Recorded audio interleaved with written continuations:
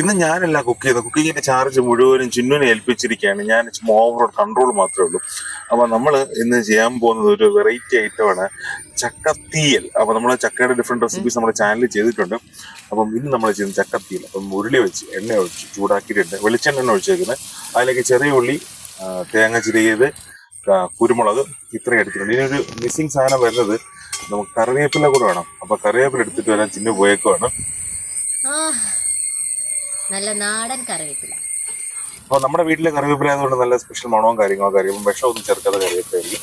അപ്പോൾ നമ്മൾ തേങ്ങ വറക്കുന്ന രീതി എല്ലാവർക്കും അറിയാമല്ലോ. അപ്പോൾ നമ്മൾ സാധാരണ തേങ്ങ വറുത്തരയ്ക്കുന്ന രീതിയിലുള്ള ചക്കത്തീയൽ എന്ന് പറയുന്നത് അതിനുള്ള കൂട്ടെല്ലാമായിട്ട് നമ്മൾ നല്ലതുപോലെ തേങ്ങ നല്ല ബ്രൗൺ കളർ ആകുന്നവരെ വറുത്ത് മുരിച്ചെടുക്കാനത്തേക്ക് നമുക്ക് മസാലപ്പൊടി ഇട്ട് മല്ലിപ്പൊടി, മുളകുപൊടി, മഞ്ഞൾപ്പൊടി. അപ്പോൾ മസാലപ്പൊടിയിലിട്ട് ഒന്നും കൂടെ ഇളക്കി നല്ല മസാലപ്പൊടിയുടെ പച്ചമണം മാറി ഒന്ന് വരുമ്പോഴത്തേക്കും ഇതിനൊന്ന് അരച്ചെടുക്കും. നല്ല വെള്ളം തൊടാതെ അരച്ചെടുക്കുക. അപ്പോൾ അരയ്ക്കാൻ പോയിട്ടുണ്ട്. ആ സമയത്ത് നമുക്ക് പിന്നെ ഉരുളി വെച്ച് എണ്ണ ഒഴിച്ച് ചൂടാക്കാം. ഇനി അതിലേക്ക് നമുക്ക് ചക്കത്തീയലുള്ള സാധനങ്ങളാണ് നമ്മൾ റെഡിയാക്കേണ്ടത്. അപ്പോൾ കടുകിട്ടു, കറിവേപ്പില ഇട്ടു. ഇനി നമുക്ക് എന്താ ഇഞ്ചി വെളുത്തുള്ളി, നമുക്ക് ഇഞ്ചി വെളുത്തുള്ളിയും നമുക്ക് വേണമെങ്കിൽ അരയ്ക്കുന്ന കൂട്ടത്തിലിടാം. പിന്നെ നിങ്ങൾ ഇടുന്നില്ല, ഇങ്ങനെയാണ് ഇടുന്നത്. നമ്മൾ ഇഞ്ചി വെളുത്തുള്ളി മൂത്ത് വരുമ്പോഴത്തേനും നമ്മൾ അരച്ച് വെച്ചേക്കുന്ന പേസ്റ്റ് ഒഴിച്ചു കൊടുക്കും. ഏതാ നമ്മൾ വറുത്തരച്ച് കഴിഞ്ഞാൽ പേസ്റ്റ് നമുക്ക് അതിലേക്ക് ഒഴിച്ചു. നമുക്ക് നല്ല കട്ടിയുള്ള പേസ്റ്റ്, അധികം വെള്ളം ഒഴിച്ച് അരക്കേണ്ടത്. അപ്പം വെള്ളം ഒഴിച്ച് അരയ്ക്കുന്നത് നമുക്ക് അതിനകത്ത് ഒഴിച്ചു കൊടുക്കും. എന്നിട്ട് നമുക്ക് ജാറ് കഴുകിയ വെള്ളവും കാര്യങ്ങളും നമുക്ക് അതിനകത്ത് ഒഴിച്ചു കൊടുക്കുക എന്നുള്ളതാണ്. പിന്നെ നമുക്ക് ഇതിനകത്ത് അഡീഷണൽ വെള്ളം എന്ന് പറയുന്നത് പുളിയാണ്. ഇപ്പം നമുക്ക് ഉപ്പിട്ട് കൊടുക്കാം. ഉപ്പിട്ട് ഒന്ന് പാകത്തിന് ഉപ്പിട്ടതിന് ശേഷം നമുക്ക് അതിനകത്ത് പുളി, നമ്മുടെ പിഴിപുളി, വാളൻ പുളി എന്നൊക്കെ പറയും, അത് പിഴിഞ്ഞ് നമുക്ക് പുളി ഒഴിച്ചത്. നമ്മൾ തോട് പുളി ഇടണമെങ്കിൽ അത് ഏറ്റവും ബെറ്റർ, വേണമെങ്കിൽ ഇടാം. ഞാനിപ്പോൾ പിഴി പുളിയാണ് എടുത്തത്. ഇതാണ് കുറച്ചുകൂടി ടേസ്റ്റ് ആയിട്ട് എനിക്ക് തോന്നിയത്.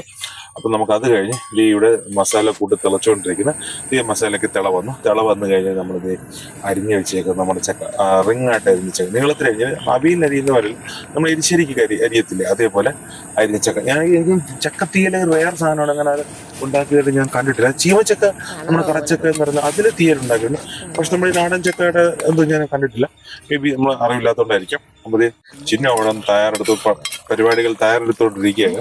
അപ്പോൾ ഏകദേശം നമ്മൾ ചക്കയൊക്കെ ഒന്ന് വേഗം അറിയില്ല. ചക്കയുടെ വേഗം സമയത്തിനാണെന്ന് 2-3 മിനിറ്റ് ആകുമ്പോൾ ചക്ക വെന്ത് കഴിഞ്ഞ് തീയലൊക്കെ നല്ല കുറുകി ചാറൊക്കെ കുറുകി സെറ്റായിട്ടുണ്ട്. അപ്പോൾ ഇതിൻ്റെ കൂടെ നമുക്ക് ചോറായിരിക്കും ഏറ്റവും ബെറ്റർ. ചോറും പൊരിച്ച മീനൊക്കെ ഇട്ടായിരിക്കും നമുക്ക് ഏറ്റവും ബെറ്റർ കഴിക്കാൻ പറ്റാം.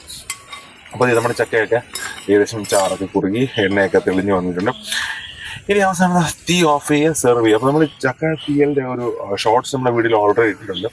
അപ്പം ഞാൻ അതിൻ്റെ ഡിസ്ക്രിപ്ഷൻ ബോക്സിൽ ഞാൻ കൊടുത്തേക്കാം. അതുപോലെ തന്നെ റിലേറ്റഡ് വീഡിയോ സെക്ഷനിൽ ഞാൻ പിൻ ചെയ്തേക്കാം. അപ്പം മമ്മി ലാസ്റ്റ് വന്ന് എരിവൊക്കെ നോക്കി ടേസ്റ്റൊക്കെ നോക്കിയിട്ട് ഫ്ലെയിം ഓഫ് ചെയ്തു. ഇനി നമുക്കൊന്ന് ചോറിൻ്റെ കൂടെ കഴിക്കാനായിട്ടുള്ള സംഭവമാണ്. ഇപ്പം തന്നെ ലേറ്റ് ആയി. അപ്പം നമുക്ക് ബീട്രൂട്ട് തോരൻ, ചക്ക, പിന്നെ നമ്മൾ മാങ്ങ അച്ചാർ, ചോറ്, ഇത്രയാണ്. അടുത്തൊരു വീഡിയോയിൽ കാണാം. Bye friends.